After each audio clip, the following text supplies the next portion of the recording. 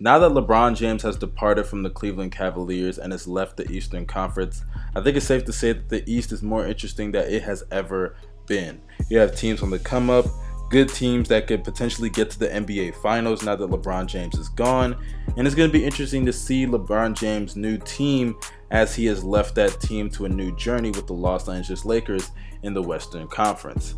Which leads the question, which teams will be better, which teams will be worse, and what will the standings be for next season? Well, that's what this video is about, as you can read the title.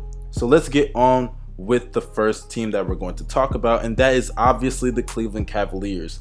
Now, I'm going to discuss the Cavs because I do not think that they will be making the playoffs, and to all the Cleveland Cavalier fans, or should I say the fans that are true Cavalier fans and not the LeBron fans, those fans, calm down. I get it, you do have Kevin Love, you do have some other quality pieces. Kyle Korver is still there, Jordan Clarkson, even though it's kind of a meme now how he played in the playoffs.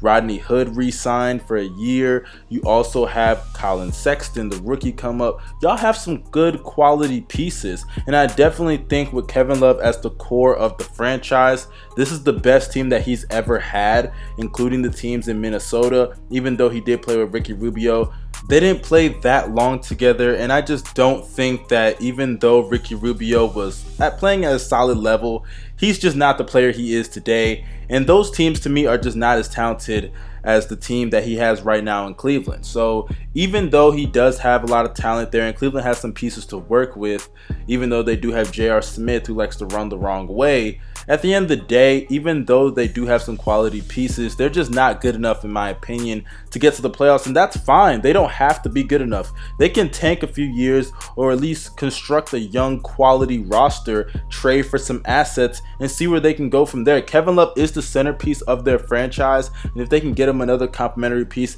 and if Colin Sexton can grow into that piece faster than a lot of people project him to be, then that's fine. They don't have to be instant contenders or an instant playoff team. They just have to be a team that knows what the young pieces can do so they can surround those pieces accordingly.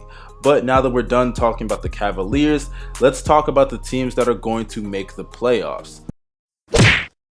With the 8th seed, I have the Miami Heat. Now, the Miami Heat last year had a relatively weird year. I think a lot of people were expecting them to have a season to where they would place around the 4th or the 5th seed. They ended up getting the 7th seed last year. And now that LeBron James is gone, you would think that they'd go up a seed or two, but I just don't see that happening, as some teams have a full season under their belt with new players and things like that. And some teams have players that I think will just get better. And I just don't think the Miami Heat will be a part of those teams. I think that they will be even lucky to get to the playoffs, and there are some teams that I did leave off this list that I think that they're better than. And the reason I think they're better than is because they have some good quality pieces. Richardson, Goran Dragic is still a solid quality point guard in the NBA, top 10 to top 15, if not top 10.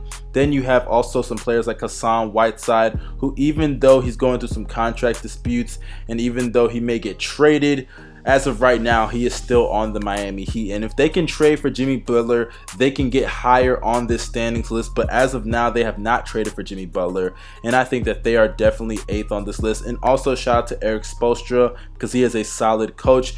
And by the way, Dion Waiters will be coming back from his season-ending injury last season. And even though he will be coming back, let's be real, he's an inconsistent piece. And last year, even when he was playing, he was not that good. And he did shave a little bit off that contract, but he did get that bag. And sometimes players, when they get that bag, they don't play the way that they played in the contract year. So yeah, I wouldn't necessarily put too much faith in Dion Waiters coming back, but they are still a quality team that can compete in the regular season and then get to the playoffs. The Detroit Pistons. Where do I begin? Reggie Jackson is coming back from an injury, and though I think he is an injury-prone player, I'm assuming that he's going to play at least 60 to 70 games, and if he can play 60 to 70 games, that's some solid consistency at the point guard position that this team desperately needed last season. And though they did lose Tobias Harris and Avery Bradley last season in the trade for Blake Griffin, and those two players were their two best three-point shooters. I definitely think Luke Kennard will benefit getting more playing time, and as a three-point shooter will benefit as well. And at the end of the day, all things are going to fall on Blake Griffin and Andre Drummond's production and their improvement throughout the season. For Andre Drummond, it's about knowing his role offensively and grabbing rebounds, and also being consistent on the defensive side of the ball, as he can be inconsistent at times, even though at times he has good high-level spurts, but also a level of consistency from game to game, which would allow the team to rely on you more when it comes to defending the paint and switching on pick and rolls. And for Blake Griffin, honestly, it's just about staying healthy and also about playing without an elite point guard, because Blake Griffin still has not gotten it together when it comes to playing without an elite point guard. Last season without Chris Paul, his numbers severely dipped. His field goal percentage was atrocious. From three, you could say he shot well for a big, but those numbers are still below league average. And though he is a real solid passer, all the other negatives outweigh that single positive. And I have to add on top of that, he's not that great on the defensive side of the ball either. But the biggest thing that Blake Griffin needs to try to do this upcoming season is just stay healthy, because if Blake Griffin can stay healthy and play around 65 to 75 games, I definitely think this team can make the playoffs as a lower seed, of course, not a top seed, but as a lower seed with a front court of two players that can play at an all-star level, probably because they're in the East, but still it is an all-star level. And really, Blake just got to stay healthy, because if Blake cannot be healthy, this team more than likely will not be this seed and more than likely will not make the playoffs.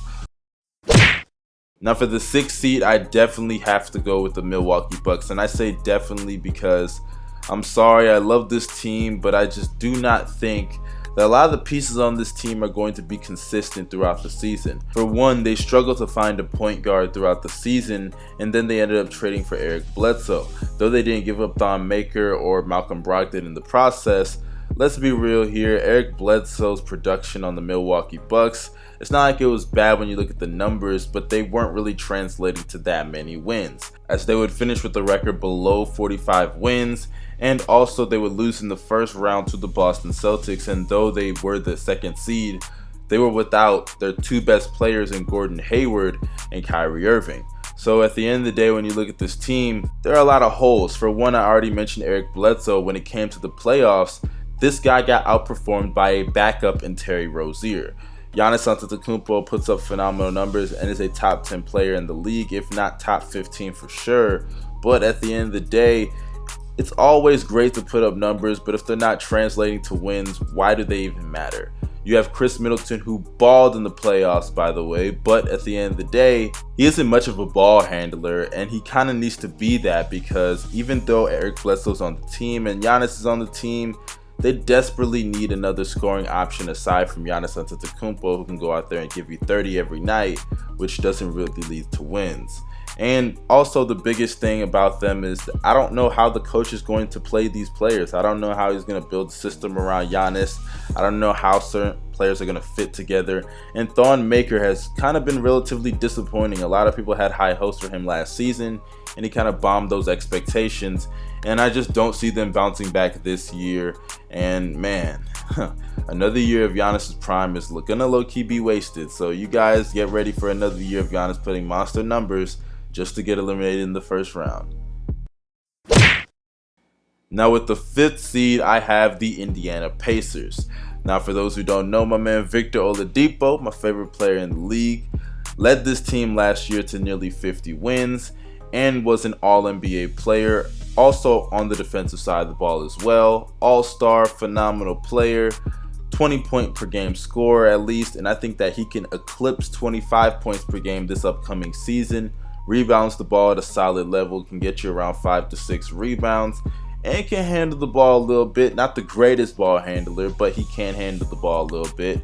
And defensively, he plays defense at an elite level, made an All-NBA defensive team, and also led the league in steals. And when you look at the other pieces on this roster, I have criticized Miles Turner before, but I definitely think that he should be taking a leap this upcoming season. His efficiency should get better, and from 3, if he wants to extend that even more, he can do that. Sabonis, I definitely think balled last season and showed that he is not a bust, and that Oklahoma City just misused him and made him a spot-up three-point shooter when he should be banging down low. And coming off the bench, he can definitely be a candidate for 6th Man of the Year. And speaking of 6th Man of the Year, another candidate for 6th Man of the Year last season, Tyreke Evans on this team. This team definitely got better. With an addition of Tyreke Evans, that's phenomenal there. That is a huge signing and an underrated signing, by the way, as last season he definitely had his best year of his career, arguably since his rookie year if you want to debate it, and I definitely think that he will be a good addition to this team.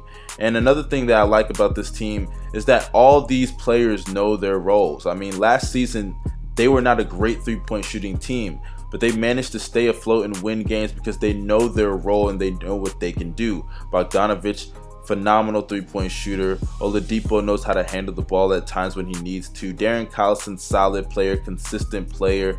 Miles Turner, even though I expect more out of him sometimes, he definitely can be a productive player, especially on the defensive side of the ball. This team definitely has all the pieces, and I expect them to make at least a playoff run here. Not saying that they're going to win the series because of the team that I have at number 4, but it definitely is going to be neck and neck, and possibly they can even surprise us and get a higher seed, but I just don't see that happening because I think certain teams are better with better players and better fits and coaching systems, but I definitely think Indiana will be a team to watch next season. Now at the number 4 seed, I have the Washington Wizards. Now, I'm not going to harp on this too much because I've already made a video about John Wall and why he needs to prove himself this year and why it's a crucial year for him. But he has enough pieces. Bradley Beal is a top 5 shooting guard in the league, if not definitely top 10. You also have Dwight Howard, who put up solid numbers in Charlotte. And even though he's kind of been viewed as a cancer to teams and things like that, I definitely think that he's going to work with this team because this team has desperately needed a center.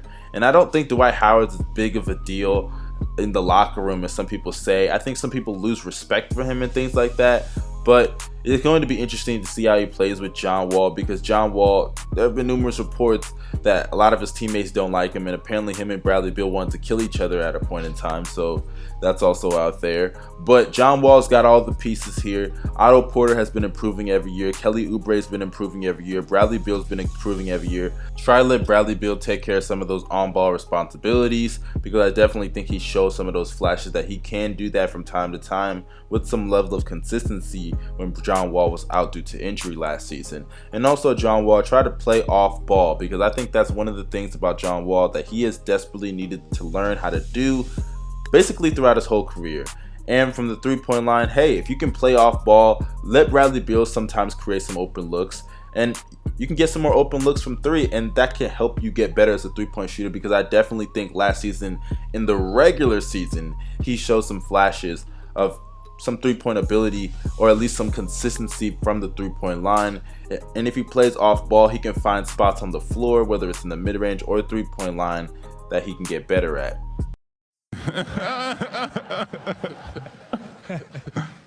Now with the 3rd team that we have for the 3rd seed, I have the Toronto Raptors. Now, everybody's been seeing Kawhi Leonard in the preseason and seeing what he's done with this team, and I definitely am impressed, or at least I am satisfied with what I have seen because it's not too much. He's not going to play 35 minutes a game, but I am definitely happy with what I've seen from Kawhi Leonard. I think defensively he still looks sharp, offensively still looks sharp, and if he can be an efficient 25 point per game scorer and still play defense at an elite level, there is no reason why this team should not be at least a top 3 seed. Also having Kyle Lowry, who I think is a solid productive player, even though he may slip a little bit because of age, he should be consistent enough to help lead this team to at least a top 3 seed in the Eastern Conference. And I definitely think that Serge Ibaka still plays defense at a high level, not an elite level like he did in OKC, but definitely still at a high level. And also shout out to the coach because this is his first season and I don't want nobody to get fired early and I don't want anybody to make some bad mistakes. because, man, this is a crucial year for the Toronto Raptors going forward. It's going to be interesting to see what they do, what they pull off, and how things shake up. Now with the second seed in the Eastern Conference, I gotta go with the Philadelphia 76ers. Now the reason, and I mean the main reason why I'm going with them, is really because Ben Simmons and Joel Embiid, I'm expecting them to take massive jumps next season. For Embiid, maybe not a huge massive one, but for Simmons, I definitely see a jump next season.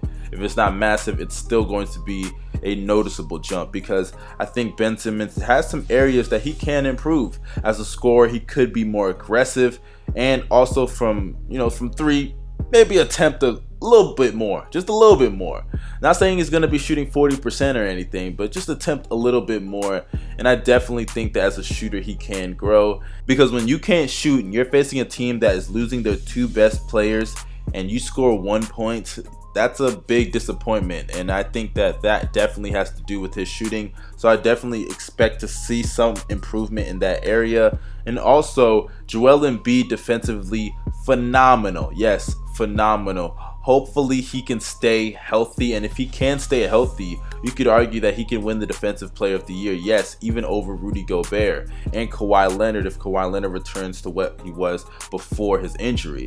And also you have other pieces on this team. Robert Covington, even though he was a little inconsistent towards the end of the year offensively and in the playoffs, defensively he definitely shows effort and plays it at a high elite level, as he was an All-NBA defender. And also you have other pieces such as JJ Redick, who breeds consistency. And Markelle Fultz is going to be interesting to see what he does. And as a coach, I definitely think Brett Brown is really solid, and he should be able to lead this team to the second seed in the Eastern Conference. And though it may be a little bit of an overstatement to say that Embiid is a top 10 player to some people, or Ben Simmons is a top 15 player to some people, definitely they are making pushes into that conversation.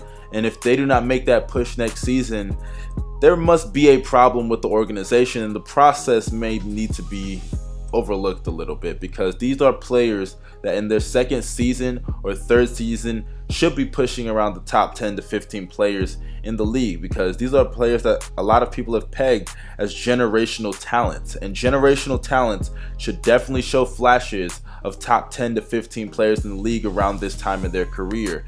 And it's going to be interesting to watch this team next season. And with the first seed, I think it's pretty obvious that I got to go with the Boston Celtics. I mean, they were the second seed last season without a player in Gordon Hayward, who played an all-star level the season prior. And also Kyrie Irving missed the playoffs, and they were still able to get to the Eastern Conference Finals and take LeBron James, who got to the finals, to 7 games. So I definitely think that this team has immense potential to go to the finals and compete, yes, compete with the Golden State Warriors in a 7-game series. Having a player like Kyrie Irving, who is a great ball handler and an elite point guard in the NBA. Gordon Hayward is coming back from an injury, but I definitely think that he will return, not to the way he was before completely, and it may be an adjustment until he gets there, but I definitely think he will perform at least a level of around 17 to 20 points per game. Expect around 4 to 5 rebounds and around 2 or 3 assists. And actually, you could even expect the assist to even be higher, because he is playing with a coach that knows him better than anybody. And who knows if the best way to utilize Gordon Hayward sometimes is as a ball handler. So who actually knows that? And for where Gordon Hayward may lack, especially on the defensive side of the ball, a player like Jason Tatum will be more than ready to fill up that gap, as he kind of did last season. And then you also have a player like Al Horford, who plays defense at an elite level. Even though he does struggle with rebounding at times, he definitely does give you more positives than negatives. As a ball handler, he can pass and distribute the ball from the center position better than a lot of centers can in the NBA.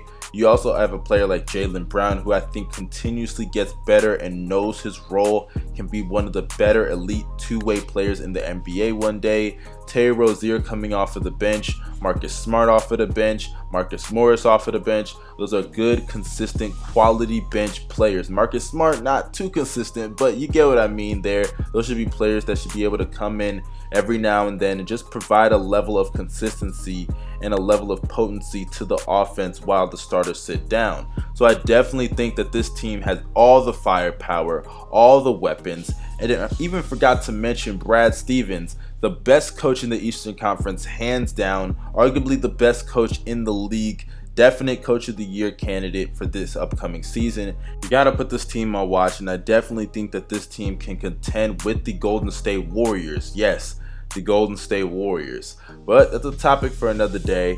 But you guys let me know in the comment section what y'all thought about this video. Also, you guys subscribe if you're new to the channel and hit the like button down below if you liked it. Also, you guys follow me on social media. My Twitter will be down below in the description box, and Instagram, Snapchat, all those will be down below in the description. But you gotta follow me on Twitter. Also, hit the bell next to my name to be notified. Y'all have a great day. Stay blessed. I'm out. Peace.